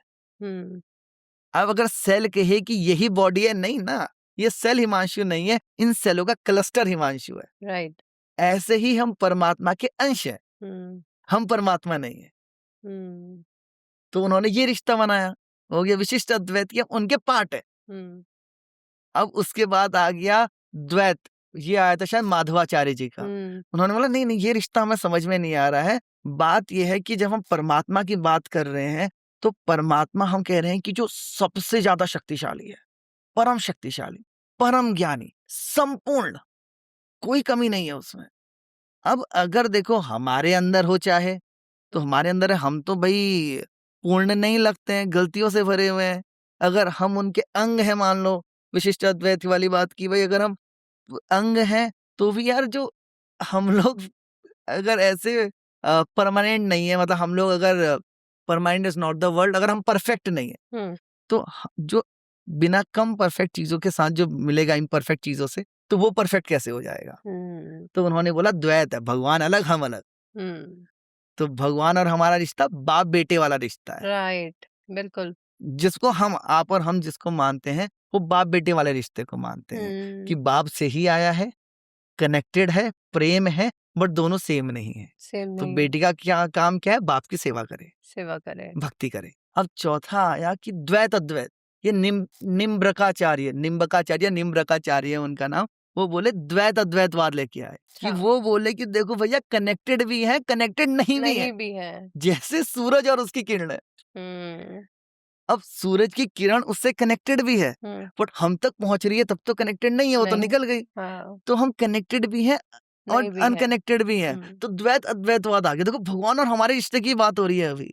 अब उसके बाद आता है चैतन्य महाप्रभु, जिन्होंने भेद अभेद बोला। अब उनका ये था कि भैया ऐसा है कि हम ना कनेक्टेड है, हम कनेक्टेड भी हैं और डिसकनेक्टेड भी हैं, बट सूरज सही एग्जाम्पल नहीं है। क्योंकि जब परमात्मा असीम है, उसका एग्जाम्पल कोई सीमित चीज के साथ नहीं दिया सकता, क्योंकि सूरज का तो एक शेप है, परमात्मा का नहीं है। तो भैया हम समझ ही नहीं सकते कि ये रिश्ता है क्या। फिर उसके बाद आया वल्लभाचार्य जी का, मेरे ख्याल से वो उनका आया शुद्ध अद्वैत। उन्होंने बोला शंकराचार्य जी सही थे, लेकिन क्या है कि शंकराचार्य जी एक बात मिस कर गए हैं। क्या? वो बोले कि देखो हमारे अंदर ही परमात्मा है, यहां तक तो बात ठीक है, बट उसको पाने का जो रास्ता है, पाने का रास्ता है उनकी सेवा करना, जहां पर से ये लेके आए शुद्ध अद्वैत के अंदर कि परमात्मा हमारे अंदर है, तो एक परिवार के सदस्य की तरह उसको मानो। आपके अंदर है ना, तो उसको परिवार का हिस्सा क्यों नहीं बना रहे हो आप। वहां से आते हैं लड्डू गोपाल जी। ओह अच्छा, कि भैया हम उनको सुबह उठाएंगे भी, सुलाएंगे, खिलाएंगे, सेवा पूरी करेंगे और उनकी जब कृपा होगी तभी हमारा अज्ञान हटेगा। जैसे जब शंकराचार्य जी बोले कि देखो उनके दो चीजें थी जो मेन थी। एक उन्होंने बोला कि यार हमारे अंदर ही परमात्मा है, बस हमारे पे एक अज्ञान की लेयर लगी हुई है, ये अज्ञान हटेगा तो हमें परमात्मा दिख जाएगा। अब अज्ञान कैसे हटाओ, ज्ञान से पढ़ के समझ के आप अज्ञान हटाओ। और दूसरी चीज उन्होंने कही थी कि जो ये दुनिया है ये माया है, असली नहीं है, ये इल्यूजन है। इस इल्यूजन की वजह से हमें ये नहीं दिख रहा कि पूरी दुनिया ब्रह्म ही है। तो इधर पे इन्होंने जब फाइनली शुद्ध अद्वैत ये लेके आए, इन्होंने कहा पहली बात दुनिया असली है, भगवान असली है, भगवान ने दुनिया बनाई है वो भी असली है, बिल्कुल। और दूसरा कि अगर जो हमारा अज्ञान हटना है, अज्ञान हटने के लिए हमें भगवान की कृपा चाहिए। और कृपा कैसे आएगी, सेवा से आएगी। सेवा का बेस्ट तरीका क्या है, परिवार का सदस्य बना लेना। तो अब आप देखो ना कि मैं आपको इसलिए बता रहा हूँ क्योंकि भगवान और हमारे रिश्ते को इतनी तरीके से आइडेंटिफाई किया गया। तो सत्य किसी को नहीं पता, बट ना है सब, लेकिन ये ना जान भ्रम नहीं है, सत्य ना पता होना ही असली आजादी है। आपको कोई नहीं बता सकता कि आपका और कृष्ण का रिश्ता कैसा होगा। कितनी बड़ी आजादी है कि आप डिफाइन करो ना। पति पत्नी का रिश्ता, बेटे बाप का रिश्ता, इन सबको लेके सेट ऑफ गाइडलाइंस हैं कि बाप से आप ऐसे बात करोगे, पिताजी हैं वो आपके। लेकिन कृष्ण को आप कैसे, आप बोलो या तू बोलो, आपकी मर्जी पर है। मैंने सुना है कि भगवान श्री कृष्ण से आप 5 रिश्ते बना सकते हो, प्रेमी का, सखा का, दोस्ती का, बेटे का, बाप का, 5 रिश्ते आप बना सकते हो। तो एक ही टाइम पे पांचों भी तो बना सकता हूँ, कॉम्बिनेशन भी तो ट्रू है। प्रेमी है तो वो बाप कैसे हो सकता है? प्रेमी है तो बाप कैसे हो सकता है? अब बाप से अलग तरीके का प्रेम होगा, प्रेमी से अलग तरीके का प्रेम होगा। बहुत खूबसूरत, वेरी नाइस, बहुत अच्छी जगह फंसाया आपने, नाइस, आई लव दिस। अब थैंक यू। इधर पे मैं लेके जाना चाहूंगा, देखो जी। कि श्री कृष्ण की 16,108 पत्नियां कैसे हो सकती हैं? ये कोई राक्षस था जो, नहीं वो तो ठीक, हाँ पहले आप बताओ, आप स्टोरी आपको पता है, बोलो ना। नहीं आपको पता है तो आप बताओ। अरे नहीं आप बताओ। आप अरे बताओ। नहीं आप बताओ। अरे आप अरे बताओ। नहीं आप बताओ। मतलब वो तो एक जो राक्षस ले गया था उठा के और श्री कृष्ण ने उन सबको बचाया था, वहीं से उस राक्षस का नाम कुछ पंचनाग पता नहीं क्या था। आखिरी में सुर आता था उसके, असुर था बिकॉज हाँ, कुछ तो था, तो बाणासुर से आता। उसी का शंख श्री कृष्ण को मिला था, समुद्र से नहीं निकला था श्री कृष्ण का शंख। उस राक्षस को मारा था, वो राक्षस का शंख फिर श्री कृष्ण ने अपने पास रख लिया था। हाँ, तो वहां से वो उन्होंने 16,000 लड़कियों को छुड़वाया था। फिर वो बोली थी कि अब राक्षस के पास होकर आए हैं तो हमें कौन रखेगा, कौन संभालेगा। तो भगवान ने उतने ही अपने रूप निकाले, 16,100 समथिंग। 8 तो उनकी अलग रानियां थी, वो रुक्मणी, सत्यभामा, ये अलग थी 16,100 जो भगवान ने फिर 16,100 रूप निकाले और उन सबसे इंडिविजुअली शादी करी। बिल्कुल यही कहानी बिल्कुल, मुझे बहुत बढ़िया बहुत बढ़िया, बिल्कुल बिल्कुल, आप बिल्कुल सही है कहानी में। जितना मुझे पता है उतना आपको भी पता है, बहुत बढ़िया, आप एक पेज पे हैं। अब यह है कि एक व्यक्ति 16,108 रानियों के साथ कैसे रह सकता है, साथ में उनको भाई राज्य भी संभालना है। अब इन सबको किसी को भी टाइम नहीं देंगे, ये तो बड़ी बड़ी गलत बात हो गई ना। तो उन्होंने सबको टाइम कैसे दिया? इंडिविजुअली रूप निकाल के, अपने 16,000 रूप निकाल के। 16,100 रूप निकाला, सबके पास अपने अपने पति हैं। तो जो इतनी रानियों के लिए इतने रूप निकाल सकता है, तो जब मुझे पिता की जरूरत है वो पिता वाला रूप ले लेगा, जब मुझे सखा की जरूरत है वो सखा का रूप ले पर लेगा। पिता प्रेमी नहीं बनेगा मांशु भाई। जब वो प्रेमी होगा तो वो नहीं है। जो श्री कृष्ण रुक्मणी के पति है वो रुक्मणी के ही पति है, वही श्री कृष्ण सत्यभामा के पति नहीं है। सबके साथ इंडिविजुअल है। तो परमात्मा असीम है। बिल्कुल। अगर हम उन्हें किसी रिश्ते में बांध रहे हैं कि इसी रिश्ते में आप रहोगे, मेरे पिता ही हो, तो इनफाइनाइट को बांधना हो गया। ये तो चैतन्य महाप्रभु ने बोला ना कि इनफाइनाइट का एग्जाम्पल फाइनाइट से दिया ही नहीं जा सकता। मेरा पिता होना एक फाइनाइट रोल है, उसके कुछ रोल्स रिस्पॉन्सिबिलिटी है, इस रिश्ते की एक मर्यादा है। तो अब मैं एक असीमित को एक सीमित कैरेक्टर में बांध रहा हूँ, तो ये मैं नहीं कर सकता। वो तो असीमित है, वो कुछ भी हो सकता है। ये मैंने तो नहीं सोचा, पर मैंने तो रिश्ता बना रखा है अपना पिता और बेटी का। बहुत बढ़िया, ये आपके बीच का है ना, यही आजादी है कि मैं जैसे मैं मानो जाती हूँ, जरूरी नहीं। परिक्रमा करती हूँ गिरिराज जी की, और मैं पूरा हक करके आती हूँ गिरिराज पर्वत को, और ऐसे बोल के आती हूँ कि अपने बाप को ही हक कर रही हूँ, अपने पिता को ही हक कर रही हूँ। और ये चीज मुझे समझ में नहीं आ रही है। मैंने बहुत सोचा, अब आप पिता हो, अब आप बताओ क्या करना है। तो 1-2 दिन में सॉल्यूशन मिल जाता है। और फिर मैं बहुत ही किसी चीज को लेके परेशान होती हूँ तो बोलती हूँ, जब डांट के बात करती हूँ, कोई बाप देखा है अपनी बेटी को रुलाते हुए? किसी बाप को देखा है अपने बेटी को 1 मिनट में? बाप तो सबसे पहले बेटे की चीजें पूरी करता है, आप मुझे कैसे रुला सकते हो? पूरा हो जाता है वो, मतलब हो जाता है। तो मैंने तो शायद बांध के रखा है, उसी सीमित कर दिया है, असीम कृपा को, भगवान को मैंने एक रिश्ते में बांध दिया है। तो गलत किया मैंने? नहीं बिल्कुल नहीं किया गलत आपने। अब जैसे हमारा इस तरह से सोचना है ना, अब आप हो, मान लीजिए आपके एक बेटी है, अब सो 3-4 बच्चे और हैं आपके, या उसके दोस्त आ गए हैं, आप रोज आते हैं, मान लीजिए आपके 5 बच्चे हैं, सबसे अच्छा एग्जाम्पल कि भाई माँ है, उसके 5 बच्चे हैं। अब आप आलू की सब्जी बना रहे हो, आपको पता है कि यार एक बच्चे को ना सूखे आलू पसंद है, एक को आलू मटर पसंद है, एक को आलू गोभी पसंद है, एक को आलू भिंडी पसंद आती है, और एक को बोले आलू की सब्जी पर रस वाली चाहिए। है ना? अब ये बड़ा मुश्किल है इन बच्चों को समझाना कि यार आलू तो एक ही है। तो मैं कुछ भी बनाऊं वो खा लो ना, अंदर तो आलू जा रहा है तुम्हारे।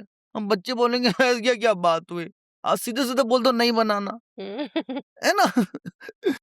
तो अब माँ को पता है कि भैया इस बच्चे को अगर आलू की सूखा आलू पसंद है, उसको सूखे आलू की सब्जी, उसको करी वाला चाहिए तो करी वाली की सब्जी। यही भगवान और हमारे रिश्ते की बात है। हम सीमित हैं, हम उनको सीमित दायरे में ही देख सकते हैं, बट वो असीमित है। उनको तो है। सारी सब्जी बनाना आता है हाँ। है ना? तुझे पापा वाला रोल चाहिए, सूखी आलू की सब्जी, ये ले सूखी आलू की ये ले। सब्जी।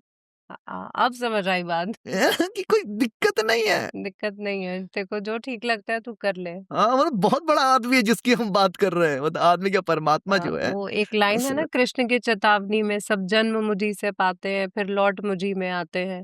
हम्म। वही है। खा तू आलू की सब्जी, तुझे आलू की सब्जी चाहिए, चल मैं देता हूँ। हाँ, और अब उसको उन्होंने बहुत अच्छे से गीता में भी समझाया है। हम्म।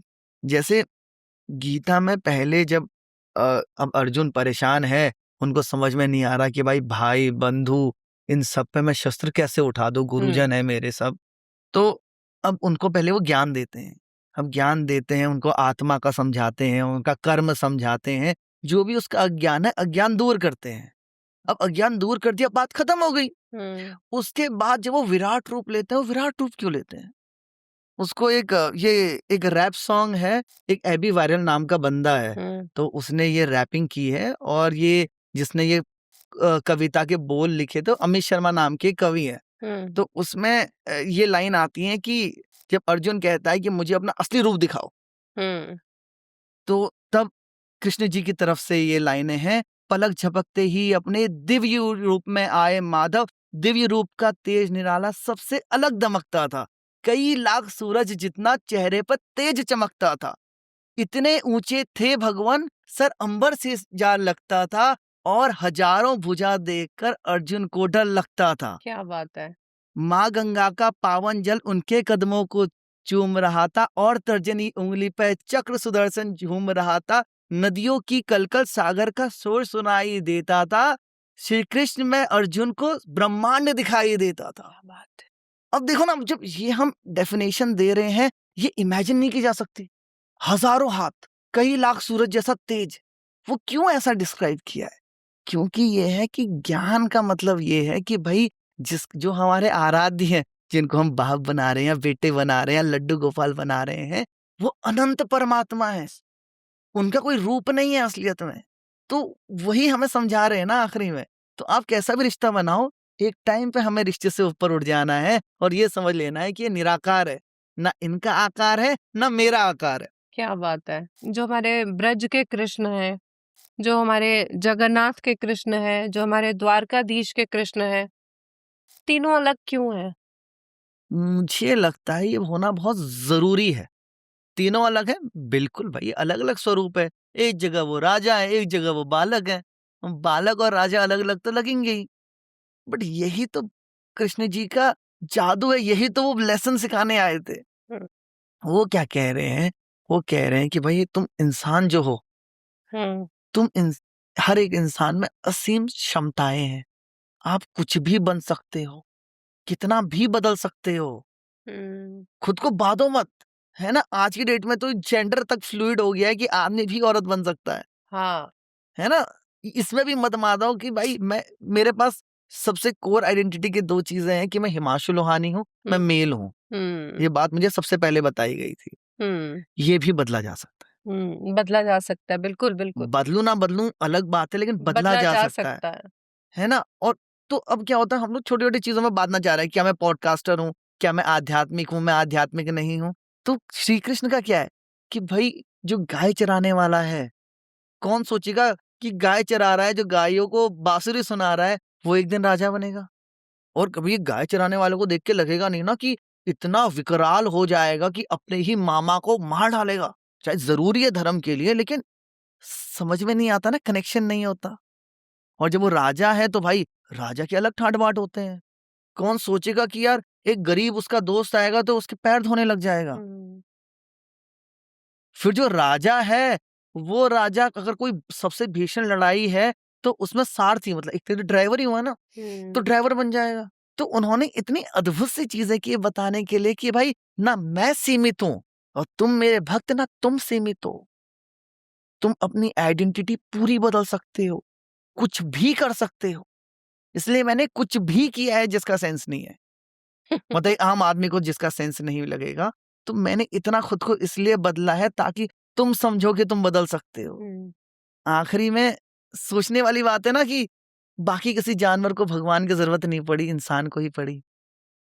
इसीलिए भगवान इंसान के रूप में ही आए, या जब इंसान वाला रूप नहीं भी लिया, जब उन्होंने कछुए का रूप लिया हो, चाहे ये बारह का रूप लिया हो, तो भी नरसिम्हा का रूप लिया हो, मत्स्य जो मछली का रूप लिया, हाँ, तब भी इंसान के साथ ही जुड़े हुए हैं, है ना। ऐसा नहीं है कि अभी तक तो हमें नहीं समझ में आया है, हालांकि हम जानवरों की भाषा भी नहीं समझते हैं, कि चिड़ियाओं का कोई भगवान हो, क्योंकि भगवान ने उनको ना एक तरीके से बांधा हुआ है। अब जैसे चिड़िया को भाषा सिखाने की जरूरत नहीं होती है, इंडिया की चिड़िया और अमेरिका की चिड़िया एक ही बोली बोलते हैं। बड़ा सोचो ना कि हम लोग अलग अलग राज्य के लोग एक भाषा नहीं बोलते। ऐसा इसलिए क्योंकि हम में अभी वो अपॉर्चुनिटी है, हम में वो क्षमता है कि हम बहुत कुछ बदल सकते हैं। और वही बताने के लिए हमारे ईश्वर आते हैं कि भाई मैं बदल के दिखा रहा हूँ, अब तो बदलो। आपने क्या जवाब दिया था, बताओ। मुझे ये समझ में आया था कि जो ब्रज के कृष्ण है, वृंदावन के कृष्ण है, वो सिखाते हैं कि आपको प्रेम कैसे निभाना है, आप बस प्रेम कैसे करोगे आप। और जो ये द्वारकाधीश के कृष्ण है, जो एक राजा है, इनसे मुझे लगता है ये दिखाते हैं कि आप कर्म कैसे करो, सिद्धांतों पे कैसे रहो। कर्म करोगे तो फल मिलेगा, और फल की इच्छा भी मत करो, सिर्फ कर्म करते जाओ। तो एक प्रेम सिखाता है, एक कर्म सिखाता है। तो मुझे ये समझ में आया द्वारकाधीश और हमारे ब्रज के कृष्ण में। और जगन्नाथ जी, जगन्नाथ जी का ये भाव आया कि वो उन्होंने जगन्नाथ ने भी बच्चा बन के जो लीलाएं करी हैं, जो रिश्ते निभाए हैं, तो वो रिश्ते कैसे निभाए। वो कौन सी ताई थी जो उनको खिचड़ी खिलाती थी, मैं नाम भूल गई उनका, या जिनके लिए वो जाते हैं, राइट। अच्छा अच्छा, ओ वो तो गांव की एक वो कहानी है। जगन्नाथ जी की हाँ, कहानी है, जगन्नाथ जी की कहानी है, कैसे बड़ी उन्होंने उस सुंदर। बूढ़ी माई से अपना रिश्ता निभाया। वो जो मैंने खिचड़ी, बच्ची वाली कहानी सुनी है इसमें। वो अब बूढ़ी माई वाली क्या कहानी है, बूढ़ी बताओ। माई वाली खिचड़ी बनाती थी, और खिचड़ी का बिना नहाए धोए, वो इतनी बूढ़ी थी कि नहाती धोती नहीं थी, और ऐसे ही उठ के और मुंह बिना धोए भोग लगा देती थी। तो एक साधु निकल रहे थे वहां से, तो उन्होंने बोला, क्या तुम देवताओं को ऐसे गंदा हाथ से खाना खिला रही हो, पहले स्नान करो और ये करो और वो करो, फिर तुम भगवान को भोग लगाओ। तो फिर उस बूढ़ी माई ने नहाना और फिर तैयार होना, उसी में वो माता बूढ़ी थी तो उसको 1-2 घंटे लग जाते थे, और भगवान भूख से तड़प रहे होते थे कि क्या है, माई ने नहाना शुरू कर दिया, मुझे खाना नहीं मिल रहा है टाइम से। तो वो चीज रिश्ता निभाना कैसे सीखा उन्होंने कि वाह, नाइस।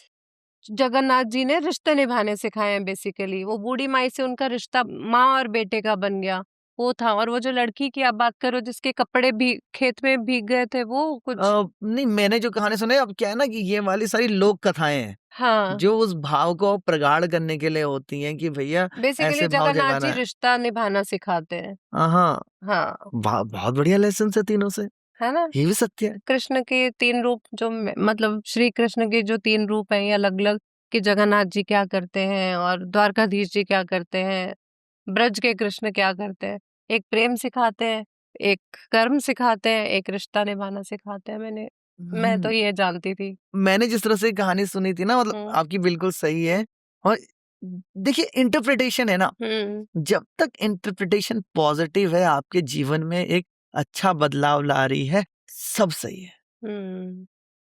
जैसे जो आपने अर्थ निकाला वो भी पूरा सही है, मैंने जो अर्थ निकाला वो भी सही है, वो भी सही है। क्योंकि दोनों का निष्कर्ष ये निकलेगा कि भैया जीवन में बेहतर करो। बेहतर करो। आपने बोला कि भाई रिश्ते और अपना कर्म जो आपको मिल रहा है, जो दायित्व है, कि आपको एक माँ का दायित्व मिला है, वो निभाओ। हाँ। अभी आप कर्म भूमि पे हो, आप पॉडकास्टर हो, तो इसका दायित्व निभाओ, है ना। बच्चों की तरह बच्चे बन जाओ। तो ये बहुत बढ़िया आपने जो कंक्लूजन निकाला। और मेरा वो है कि भैया आप कुछ भी करो, बांधो मत खुद को। अच्छी कंक्लूजन है। मेरा जो वो खिचड़ी वाला जो निकला था, वो ये था कि मैंने जो कहानी सुनी थी कि एक परिवार था, आई थिंक ये राजस्थान साइड की कहानी ज्यादा आती है। तो वहां पे भगवान श्री कृष्ण का उन्होंने घर में एक बना रखा था मंदिर, और रोज भोग चढ़ाते थे। तो अब उनको कहीं जाना पड़ा दंपति को। तो दंपति ने अपनी बेटी से कह दिया कि देखो, हम 5-6 दिन के लिए जा रहे हैं बाहर, तब तक तुम ना, जब तक श्री कृष्ण को भोग ना लगा लो तब तक खाना मत खाना। हाँ। सबसे पहले भोग लगाना है उन्हें। बेटी बोली ठीक है। पूजा वूजा उसने ज्यादा देखी नहीं थी, तो उसने बोला ठीक है, मैं भोग लगाऊंगी।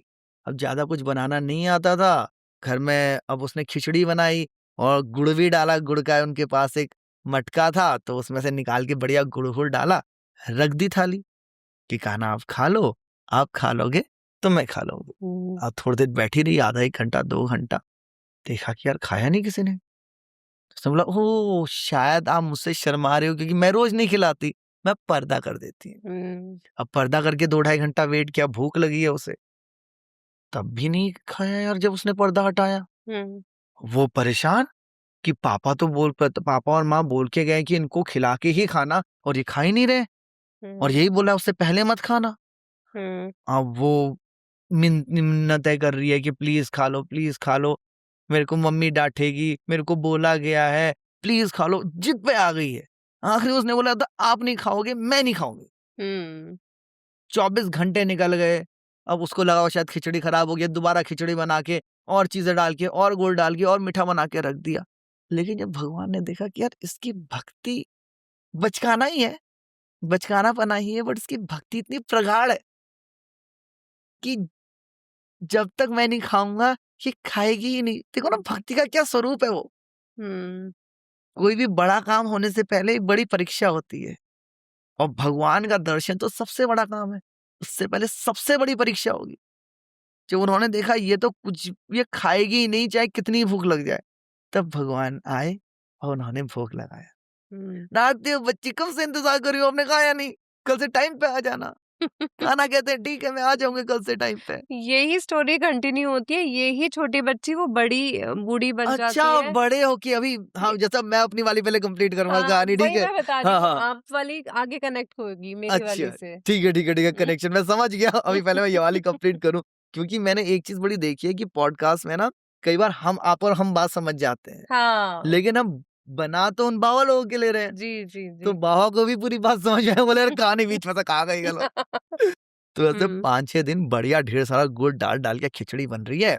अब हफ्ते भर बाद माँ बाप वापस आते हैं, पूछते हैं बेटा तूने भोग लगाया, वो बोलते हैं बिल्कुल भोग लगाया। अब फिर माँ शाम को कुछ बनाने लगती है, देखती है गुड़ का तो पूरा पतीला ही लगभग खाली हो गया है। तो बोलते बेटी तू इतना गुड़ खा गई, ये तो पूरा भरा हुआ मटका था। तो कहती है मैंने कहा खाया, तुम्हारे कान है ये, जब तक अच्छे से मीठा ना करो खाते ही नहीं है। खाते ही नहीं है। तो पापा और मम्मी को लगा झूठ बोल रही है लड़की, लेकिन उसकी आंखों में सच्चाई भी थी, समझ में नहीं आया क्या हो रहा है। तो उन्होंने कहा कल भी तुम ही पूजा करना।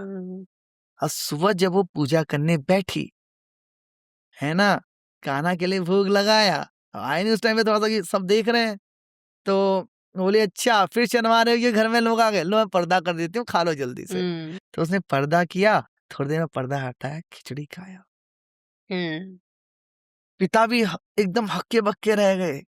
तब उनको ये समझ में आया कि मैं तो कर्मकांड कर रहा था, असली भक्ति तो बेटी ने की। बेटी ने करी है। और फिर आप कह रहे हो कि वो उस टाइम के बाद शायद जगन्नाथ मूव कर गई, वो बड़ी हो गई लेडी और वो बूढ़ी बन गई, वो तब भी खिचड़ी रेडी करती थी। अब वो बूढ़ी हो गई तो वो बिना नहाए धोए भोग लगा देती थी। तो फिर सब परेशान हो गए कि मंदिर में 56 भोग छोड़ के पता नहीं कहाँ चले जाते हैं जगन्नाथ जी।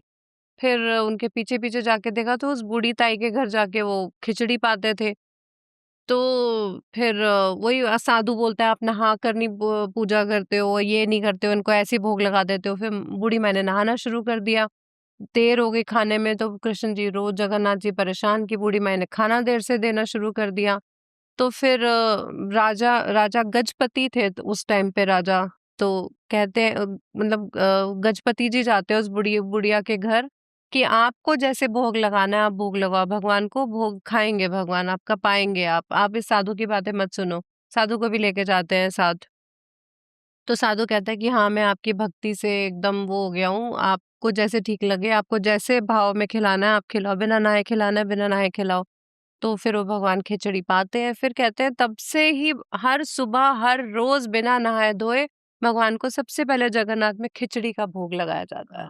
तो मतलब बाकी एक चीज शायद आप मेरे को बताना भूल गए, तो जैसे राजा को कैसे पता कि ऐसा ऐसा हो रहा है, साधु ने ऐसा जो किया है? पंडित जी होते हैं जगन्नाथ जी में, वो पंडित जी वहां पर थे, वो राजा के पास जाते हैं कि हम इतने दिन से भोग लगा रहे हैं 56 भोग, जगन्नाथ जी भोग नहीं पा रहे हैं हमारा।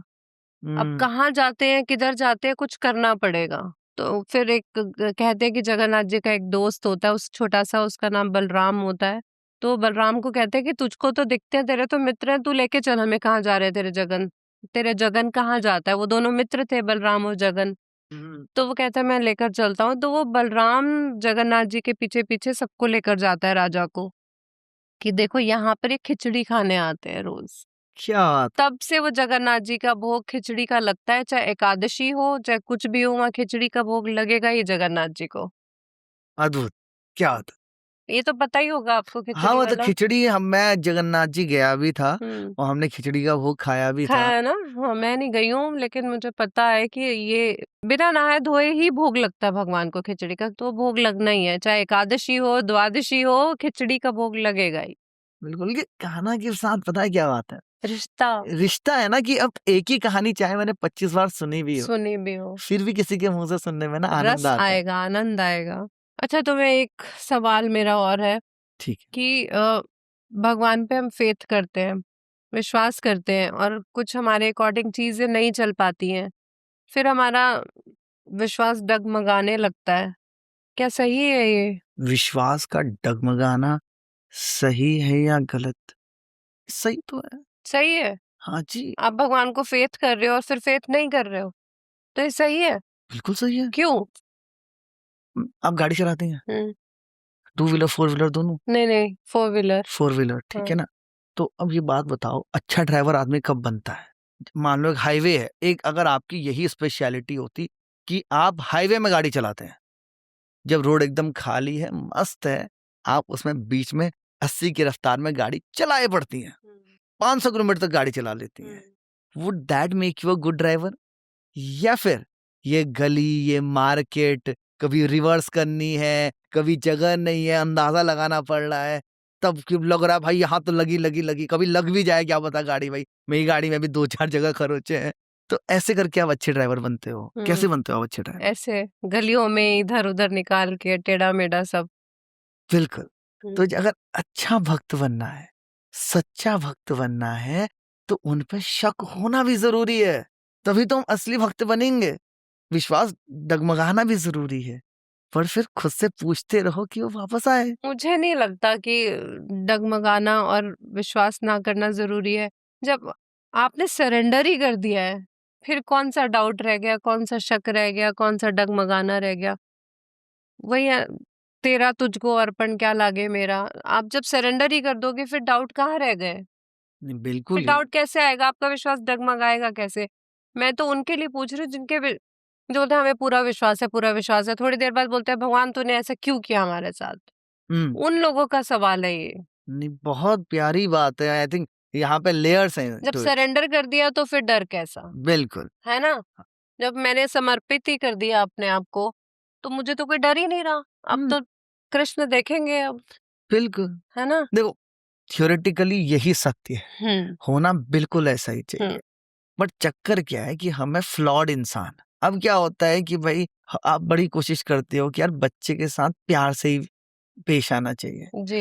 लेकिन कई बार होता है ना, किसी और चीज को लेके मूड खराब है, उसने कुछ गलती भी नहीं की है, बट उस पर गुस्सा उतर जाता है। आप बुरी माँ नहीं हो, लेकिन कभी कभी उन चीजों पे कंट्रोल नहीं होता है। जैसे ही कंट्रोल वापस आता है, आप कई बार अपनी गलती खुद भी समझते हो, कंपनसेट करने की कोशिश करते हो, जरूरी है तो बच्चे से माफी भी मांग लेते हो। बिल्कुल मांगते हैं। वही, अब यही रिश्ता मेरा भी परमात्मा का है ना, वैसे सरेंडर है, बट कभी कभी अज्ञानी आदमी हो ना, कभी कभी ध्यान नहीं रहता कि सब आपका है, कभी कभी खुद ही को कंट्रोल में समझ लेता हूँ। तो फिर ईगो आ गई ना, अहंकार आ गया।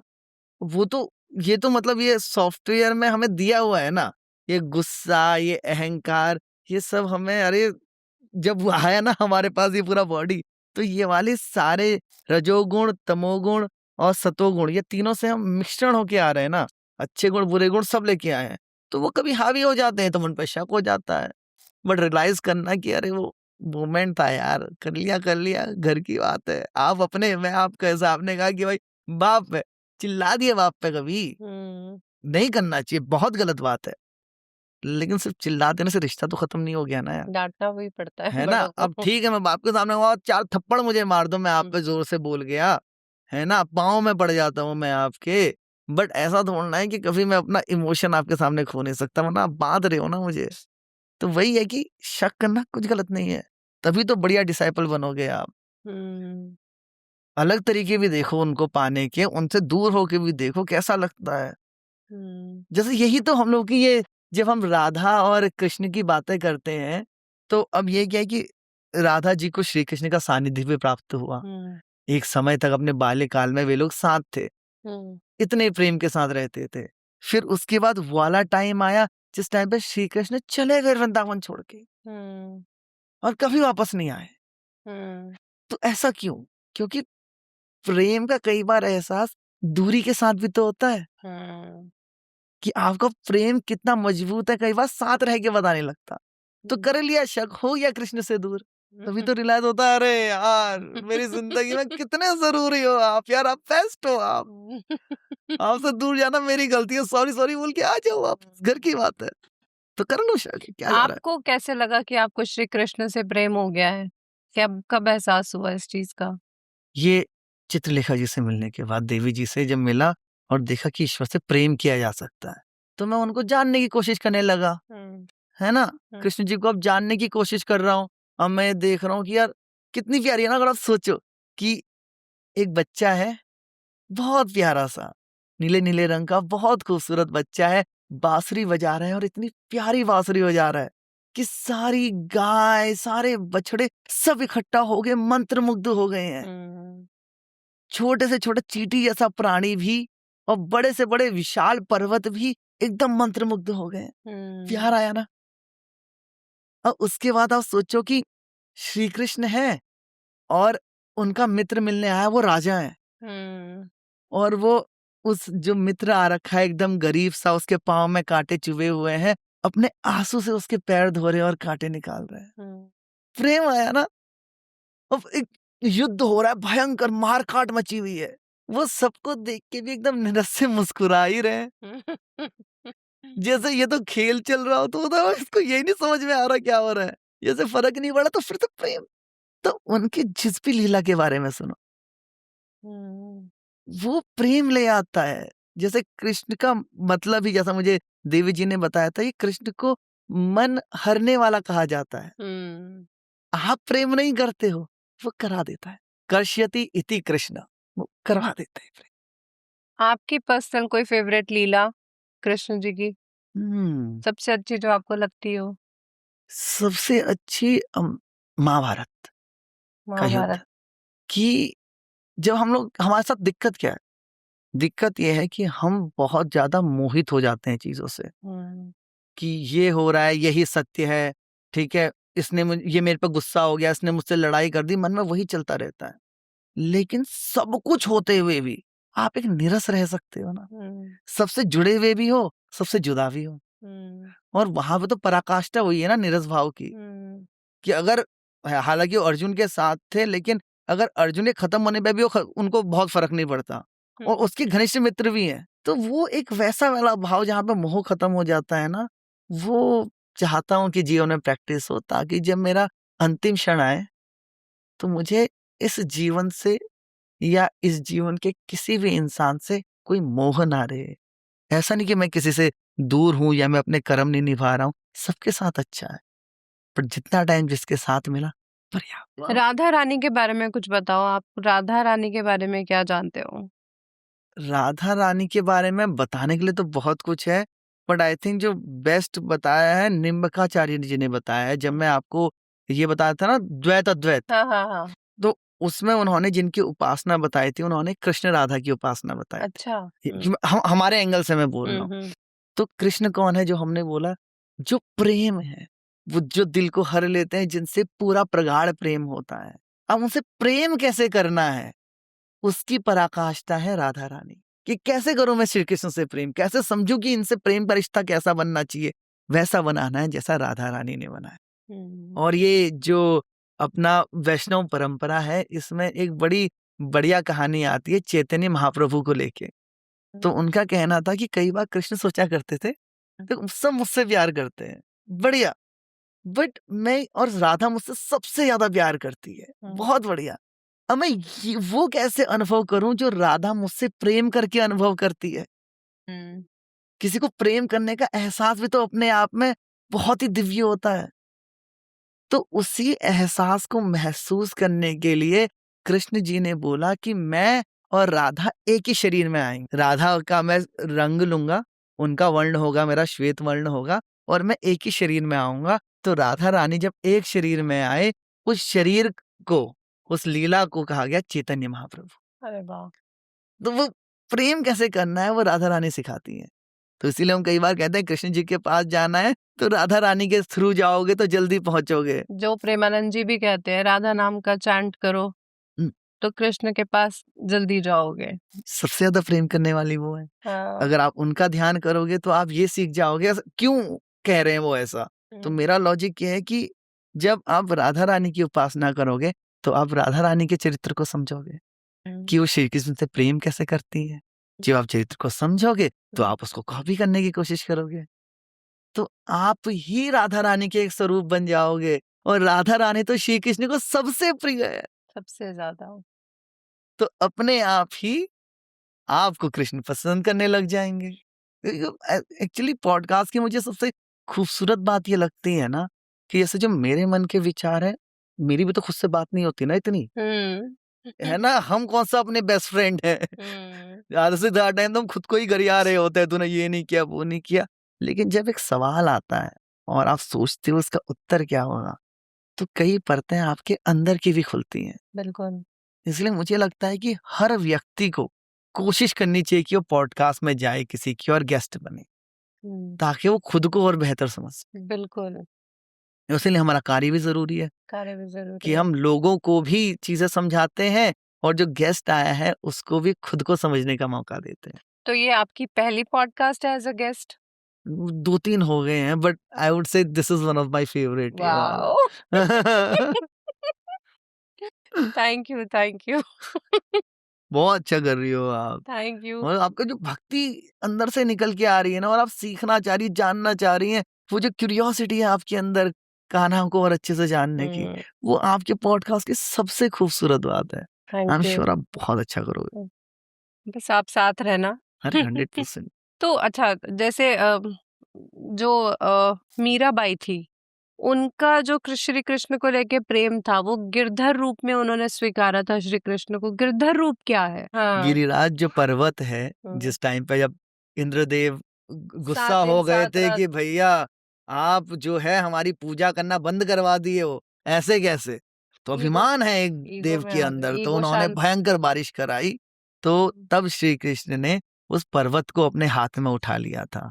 7 दिन 7 रात। 7 दिन 7 रात नाथ द्वारा में भगवान जी के उसी रूप की पूजा होती है, श्रीनाथ जी का। श्रीनाथ जी का। नहीं, जो मैं बेसिकली राधा और मीराबाई के प्रेम का पूछ रही थी, हम पहुंच गए इधर। जो गिरधर जी के रूप की वो पूजा करती हैं, जिस प्रेम भाव से करती हैं, तो राधा और मीरा दोनों की प्रेम में क्या अंतर है? कैसा है ये? राधा रानी को किसी ने नहीं देखा है। हाँ। मीराबाई को 400 साल पुरानी है। मीराबाई तो सब जानते हैं, सबने देखा है, वो तो साक्षात देखा है। महाराणा प्रताप की चाची थी वो। ऐसा नहीं कोई काल्पनिक वो बना लिया, कैरेक्टर बना लिया। ये असली थी मीराबाई, और वो कहते हैं कि कृष्ण की मूर्ति में लुप्त भी हो गई थी। तो वो कैसा प्रेम था? आई थिंक वो वैसा, मैं भी एज्यूम ही कर रहा हूँ। बहुत प्यारा सवाल है आपका। तो मेरा को अंदाजा ही लगता है कि अब जैसे हमने पहले समझा कृष्ण प्रेम का स्वरूप है, हमें वैसे प्रेम करना है उनसे जैसे राधा रानी ने किया है।